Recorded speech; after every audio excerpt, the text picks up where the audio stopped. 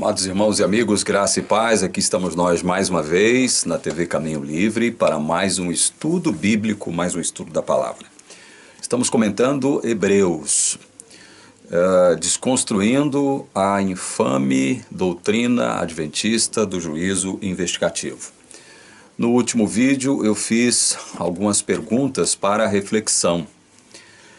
Estas perguntas têm o sentido de fazer com que nós reflitamos nas consequências, nas implicações de se admitir aquilo que a Igreja Adventista propõe quando diz que Jesus, ao ressuscitar, vai para o compartimento santo do santuário celestial. Isso porque ela afirma, a Igreja Adventista afirma, que o santuário celestial possui dois compartimentos, assim como o santuário terrestre possuía dois compartimentos.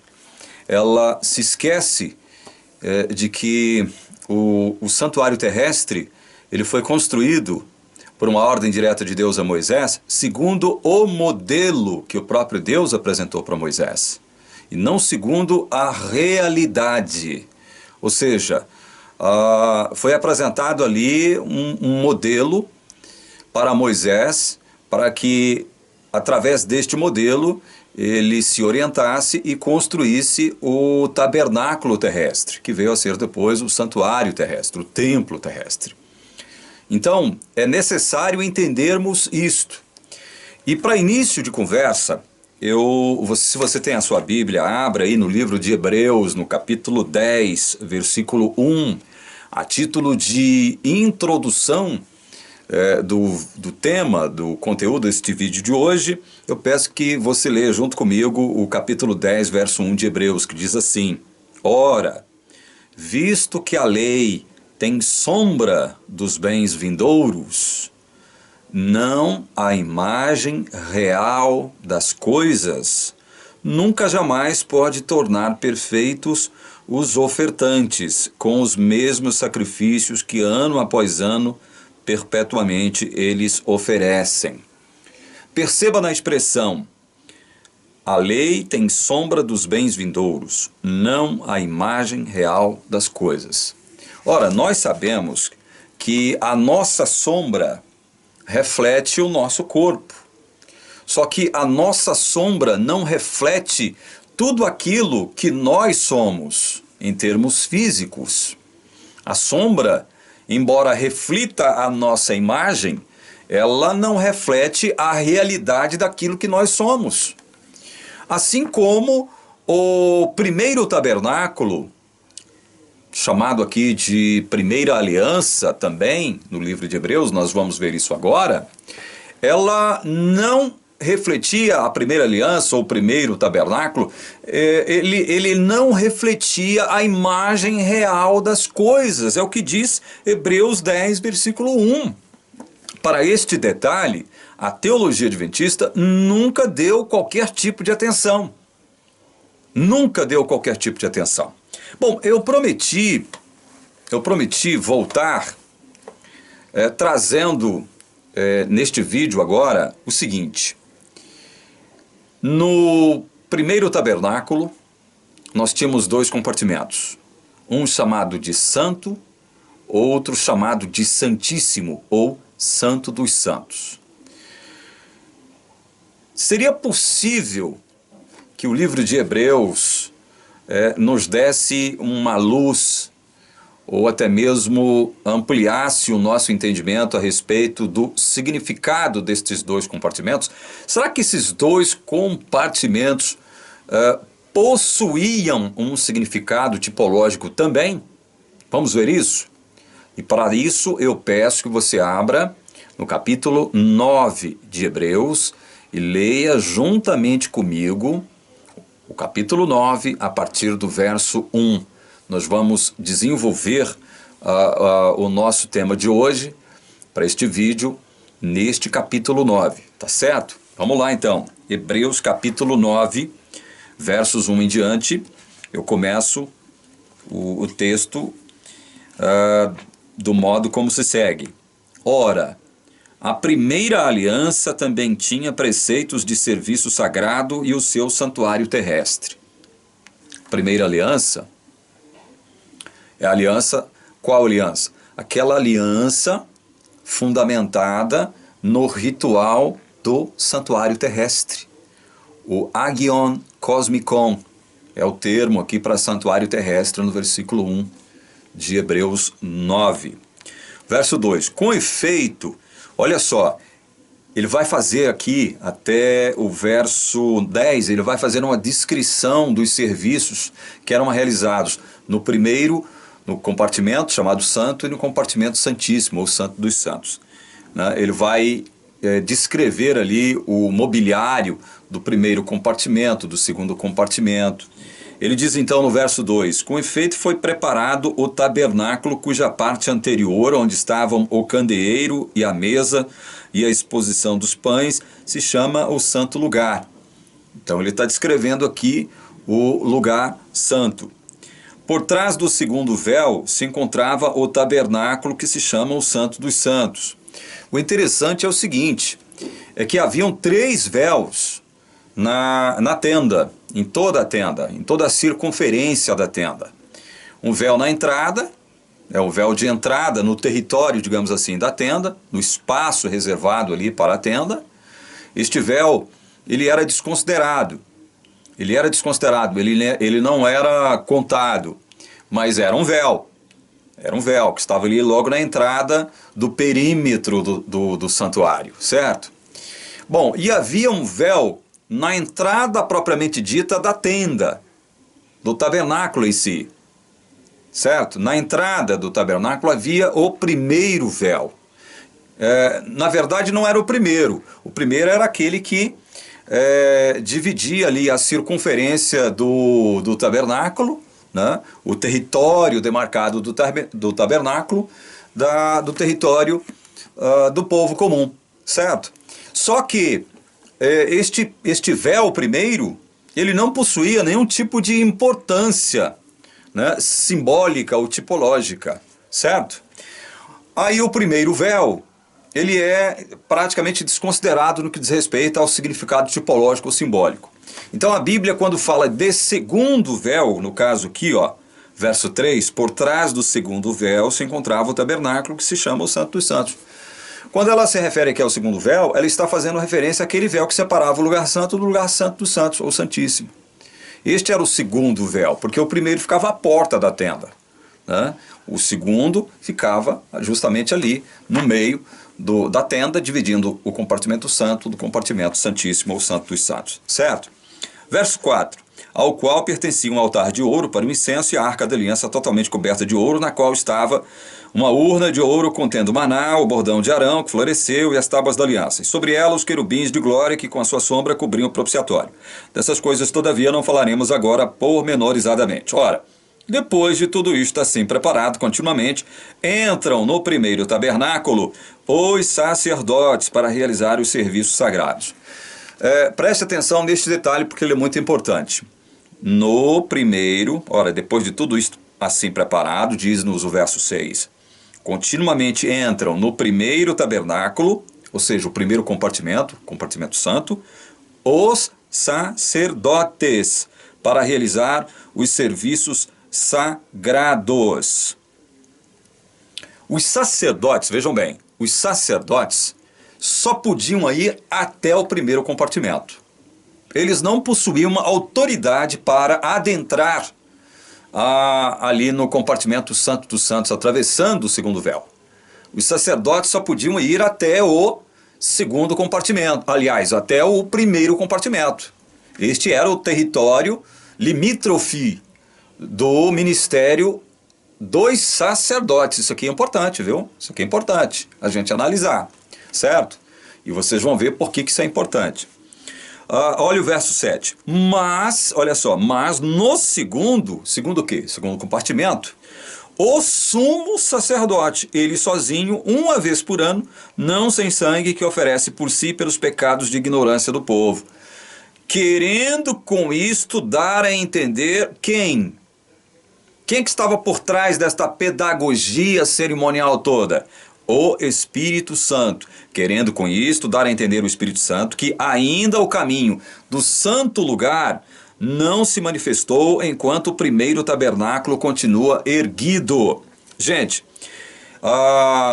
esta expressão santo lugar aqui no verso 8, no grego, ela está da seguinte forma, ton agion.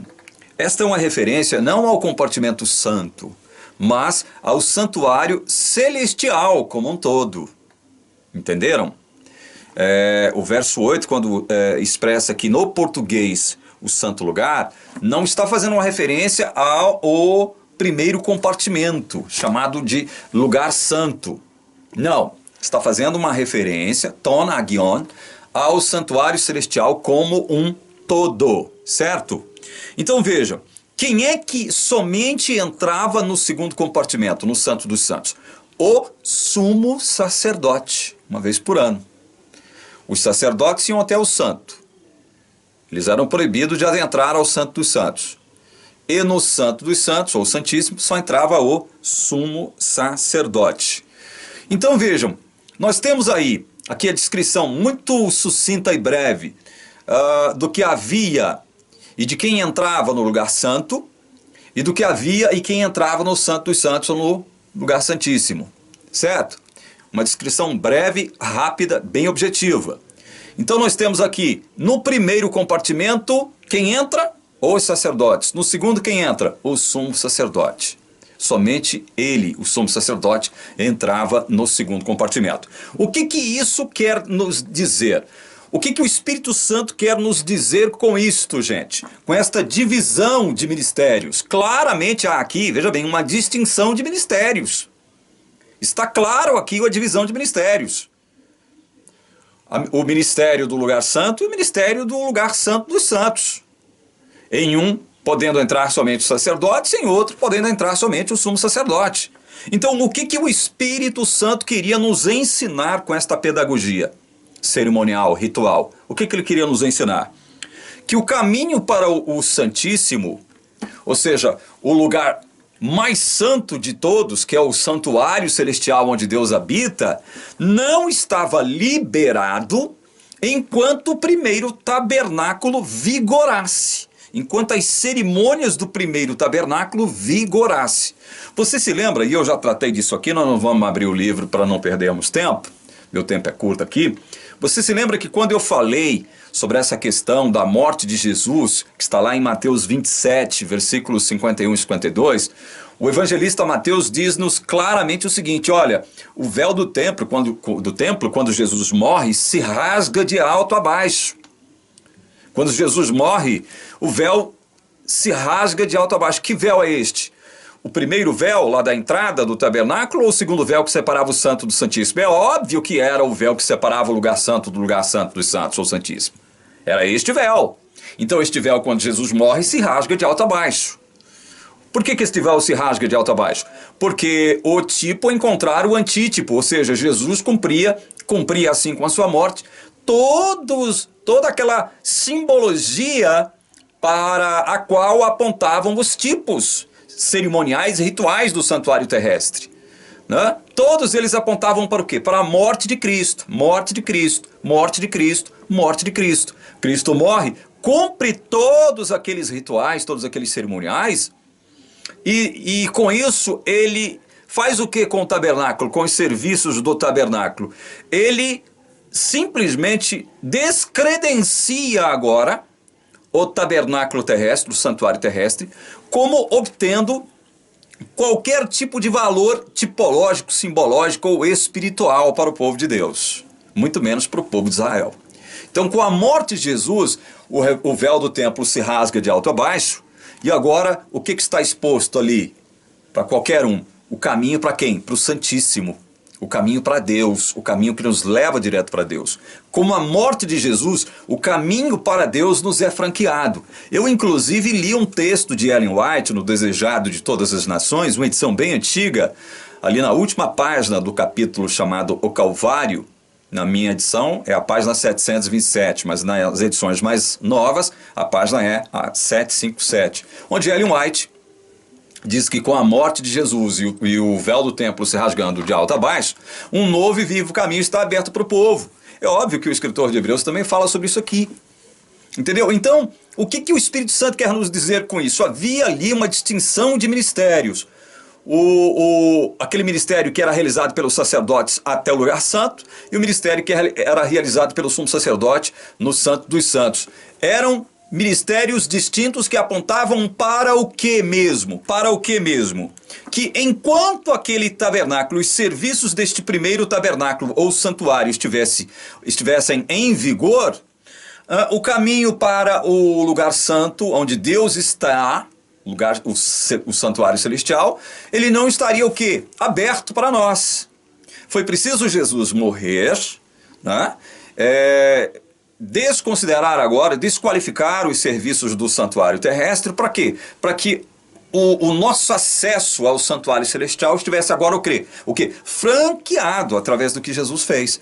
É isto que o Espírito Santo quer que a gente entenda com este primeiro tabernáculo, com as cerimônias que eram realizadas neste primeiro tabernáculo. Segundo o verso 8 de Hebreus 9, é isso que está deixando bem claro aqui. Portanto, quando Jesus morre, o caminho para o trono de Deus, onde Deus habita, o santíssimo lugar, está franqueado, está aberto. Não haveria mais nenhuma barreira, nenhum véu, né, separando o povo de Deus do seu Deus. Vocês estão entendendo? Não haveria agora nenhum obstáculo entre o povo e o seu Deus, porque Jesus abriu-nos este caminho. Portanto, esta afirmação da Igreja Adventista de que Jesus, ao ressuscitar, ele vai direto para o compartimento santo e permanece ali durante 1800 e tantos anos, deixando o compartimento santíssimo sem a presença dele, né? Isto é algo gravíssimo que não encontra suporte na palavra de Deus. Isto é grave. Por que é grave? Porque, como o verso 8 está nos dizendo claramente, o Espírito Santo quer que a gente entenda o seguinte: com a morte de Jesus, não há mais barreiras entre nós e Deus. E o trono de Deus, tipologicamente falando, estava em que lugar do santuário terrestre? Santo dos Santos, ou Santíssimo. A arca, com propiciatórios, querubins ali, eram tipos do trono de Deus. Era onde a presença de Deus, o Shekinah, se manifestava visivelmente ali no Santo dos Santos do santuário terrestre. Então é isto que o Espírito Santo quer que a gente entenda. Não há mais segundo compartimento, como nunca houve no santuário celestial. Nunca houve um segundo compartimento no santuário celestial. O que o Espírito Santo quer que a gente entenda é que, além de não haver um segundo compartimento, não há um véu separando, obstaculizando o nosso acesso a Deus. É isso que o verso 8 de Hebreus 9 deixa muito claro, gente. E só sendo muito desonesto para distorcer o sentido do que nós lemos até agora.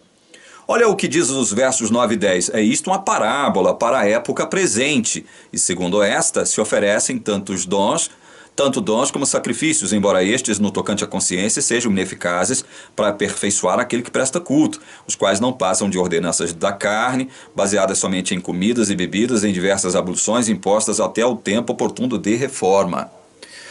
O escritor de Hebreus está deixando claro aqui que quando ele escrevia esta carta aos cristãos judeus, havia no grupo ali dos cristãos judeus aqueles que estavam voltando a sacrificar animais no templo, pensando que com isso estariam garantindo o favor de Deus, desconsiderando deste modo tudo aquilo que o sumo sacerdote, segundo a ordem de Melquisedeque, havia feito por todos nós na cruz. Vocês estão entendendo? É por isso que ele diz aqui, ó. É isto uma parábola para a época presente. Segundo esta, se oferecem tanto dons como sacrifícios, embora estes, no tocante à consciência, sejam ineficazes para aperfeiçoar aquele que presta culto. Havia no meio dos hebreus, cristãos, judeus cristãos, recém-convertidos, que estavam voltando a sacrificar no templo, pensando que com isso estariam ganhando o favor de Deus. Ora, bolas, ele está deixando bem claro isso. O livro de Hebreus foi escrito com essa intenção também, de mostrar para esse grupo de pessoas, de crentes, que os sacrifícios foram abolidos, perderam o seu valor, o seu significado, na morte de Cristo, nosso sumo sacerdote. Verso 11 em diante. Quando, porém, veio Cristo, ele veio como que? Olha assim, olha o verso 11 aqui. Quando, porém, veio Cristo como sumo sacerdote dos bens já realizados, mediante o maior e mais perfeito tabernáculo, não feito por mãos, quer dizer, não desta criação, não por meio de sangue de bodes e de bezerros, mas pelo seu próprio sangue, entrou no Santo dos Santos. A palavra grega aqui para Santo dos Santos é águia, uma vez por todas, tendo obtido eterna redenção. Quando Jesus ressuscita, ele vai direto para o trono de Deus, que no santuário terrestre ficava no lugar Santo dos Santos, ou Santíssimo. Então Jesus vai para o santuário celestial, o águia. É o termo grego para nos dizer aonde é que Jesus entrou, no santuário celestial como um todo. Porque no santuário celestial, como nós já deixamos bem claro, não há divisão de compartimentos, não há mais. Isto acabou. Esta divisão de compartimentos, onde havia um véu separando o santo do santíssimo, né, ele não existe mais. Essa divisão só houve no tabernáculo terrestre, no santuário terrestre. No céu não há isso.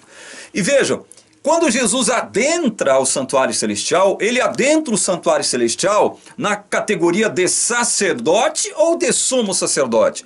Ele entra na categoria de sumo sacerdote. Portanto, olha só, é óbvio que ele não poderia entrar somente num suposto lugar santo, porque ele era sumo sacerdote. Ele era sumo sacerdote. Ele era ele era de uma categoria sacerdotal superior à categoria aarônica. O escritor de Hebreus deixa isso muito claro aqui, nós vamos ler mais na frente. Cristo era sumo sacerdote. Ele era o sacerdote para sempre, segundo a ordem de Melquisedeque. Cristo não fica empacado durante 1800 e tantos anos no lugar santo, onde só entravam no santuário terrestre os sacerdotes. O texto é bem claro. Cristo é o arquiereus, é o termo grego para sumo sacerdote. Arquiereus. Ele é o sumo sacerdote que adentra o águia, o santuário celestial como um todo. Para quê? Para interceder por nós. Realizar aqui o quê? Os benefícios da sua eterna redenção. Percebam o verso 12. Aliás, o verso 11, quando diz assim, olha, quando porém veio Cristo como sumo sacerdote. Veio para onde? Para o Santo dos Santos, para o santuário celestial. Eu digo Santo dos Santos, não é porque havia divisão de compartimentos. Santo dos Santos é uma referência ao lugar santíssimo, onde Deus habita, que é o santuário celestial, certo? É bom deixar isso bem claro. Quando, porém, veio Cristo como sumo sacerdote dos bens já realizados, mediante o maior e mais perfeito tabernáculo. Então veja, ele é sumo sacerdote, ele entra no santuário celestial como sumo sacerdote dos bens já realizados. Já realizados. É por isso que no verso 12 está dizendo assim, olha, ele entrou no Santo dos Santos uma vez por todas, tendo obtido eterna redenção. Eterna redenção. Porque ele obteve eterna redenção, ou seja, bem já realizado lá na cruz e na sua ressurreição. Ele entra no santuário celestial como sumo sacerdote, porque ele já obteve eterna redenção. Os bens já foram realizados, são bens passados. Jesus já conquistou todos estes bens na cruz e quando ele ressuscita. É isto que nos dá a entender o texto bíblico claramente. Verso 13. Portanto, se o sangue de bodes e de touros e a cinza de uma novilha, aspergidos sobre os contaminados, os santificam, quanto à purificação da carne, muito mais o sangue de Cristo, que pelo Espírito eterno a si mesmo se ofereceu, sem mácula a Deus, purificará a nossa consciência de obras mortas para servirmos ao Deus vivo. O sangue de Cristo nos purifica a nossa consciência de obras mortas, para que nós sirvamos ao Deus vivo. É por isso que Jesus está agora ao lado de Deus, no lugar mais santo do universo, que é o santuário celestial, onde Deus habita. Jesus está lá, representando todos nós que cremos nele. É por isso que o texto diz aqui, seu sangue nos purifica. O sangue não tem a tarefa, nunca teve a missão de transferir pecados, de registrar pecados. O sangue sempre teve a missão de purificar, redimir, prover redenção para os pecados do povo de Deus. Verso 15, por isso mesmo ele é o mediador da nova aliança, ou seja, nós estamos agora não sob a velha aliança, não sob o sacerdócio aarônico, mas segundo os ditames daquele que é sumo sacerdote, segundo a ordem de Melquisedeque, é a nova aliança que vigora agora, é a nova aliança. Por isso mesmo ele é o mediador da nova aliança, a fim de que, intervindo a morte para a remissão das transgressões que havia sob a primeira aliança, recebam a promessa da eterna herança aqueles que têm sido chamados. Herança, quem é que deixa a herança para nós? Não são os nossos pais, quando morrem? E o testamento só tem valor depois que eles morrem. Aí o escritor de Hebreus vai tratar disso aqui, falando que Cristo conquistou essa herança por nós, porque onde há testamento é necessário que intervenha a morte do testador. Não houve a morte? Não houve a morte do testador? Cristo. Portanto, a nossa herança está garantida, porque Deus nos deixou essa herança em Cristo, e Ele morreu. Ou seja, a nossa herança está garantida. Verso 17, pois um testamento só é confirmado no caso de mortos, visto que de maneira nenhuma tem força de lei enquanto vive o testador, pelo que nem a primeira aliança foi sancionada sem sangue. Aí ele faz uma referência aqui, né, a Moisés, quando estava recebendo ali a chancela de Deus para iniciar o ritual do santuário, né, Moisés então, ele asperge o sangue simbólico sobre muitos objetos santos, utensílios santos, inclusive aqueles que serviriam como mobiliário do santuário terrestre. Então ele faz uma referência aqui, que sem sangue não há remissão. É por isso que deve haver o derramamento de sangue. Olha, ele diz aqui no verso 22, com efeito quase todas as coisas segundo a lei se purificam com sangue, sem derramamento de sangue não há remissão. Quase todas as coisas segundo a lei se purificam com sangue. O sangue, portanto, não tem o papel, a missão de registrar pecados, mas de purificar pecados, trazer redenção. Certo? Olha, eu tenho aqui do verso 23 até o verso 28 ainda, do capítulo 9, para comentar. Eu já comentei estes textos aqui em vídeos anteriores. Como o meu tempo acabou, eu não posso e não quero e não vou extrapolar mais o tempo que eu determinei como limite para todos os meus vídeos, que é o tempo de 30 minutos mais ou menos, um pouquinho mais, um pouquinho menos. Este será o tempo limite de todos os meus vídeos a partir de agora, para facilitar o seu entendimento, para facilitar o seu acesso a este conhecimento da palavra de Deus, que é maravilhoso. Portanto, no próximo vídeo eu prometo retornar trazendo a análise do restante do capítulo 9 de Hebreus, começando a partir do verso 23, ok? Só lembrando o seguinte, amados, no meu último vídeo eu fiz algumas perguntas e uma delas foi, onde Cristo esteve antes da encarnação? Ele permaneceu fora do santuário celestial antes da encarnação? E se ele esteve no santuário, em que compartimento ele estava? Já que a Igreja Adventista afirma que no santuário celestial há 2 compartimentos. Né? Eu fiz essas perguntas para provocar o quê? Reflexão naqueles que assistem o canal em busca de quê? De luz, de entendimento da palavra de Deus, e não entendimento a respeito daquilo que a Igreja Adventista, a teologia adventista, propõe inadvertida e equivocadamente. Então, eu fiz essas perguntas, mostrando para vocês o seguinte, que tanto de um modo quanto de outro, a igreja se contradiz, ela é muito incoerente quando trata deste assunto, purificação do santuário, santuário celestial, juízo investigativo, certo? É por isso que nós estamos aqui, elucidando essa questão do santuário celestial, desconstruindo essa ideia de juízo investigativo que começou em 22 de outubro de 1844, certo? Então, que nós tenhamos em mente o seguinte, quando Jesus ressuscita e sobe aos céus, ele vai direto para o trono de Deus, o lugar mais santo do universo, do santuário celestial, a presença de Deus. Não há Não há um véu nos separando, não há nenhum obstáculo nos separando, nos dividindo agora. Se Jesus está ao lado de Deus, nós estamos ao lado de Deus, porque Jesus é o nosso representante e nós estamos em Cristo. Se nós estamos em Cristo, nós estamos junto com Deus agora. Tenha isso em mente. Isto é uma bênção, isto é uma maravilha que a nova aliança, o conhecimento dessa nova aliança, esse evangelho da graça do Senhor Jesus nos trouxe. Em nome de Jesus, eu rogo uma bênção de Deus sobre você e sua família. Em nome de Jesus. Amém.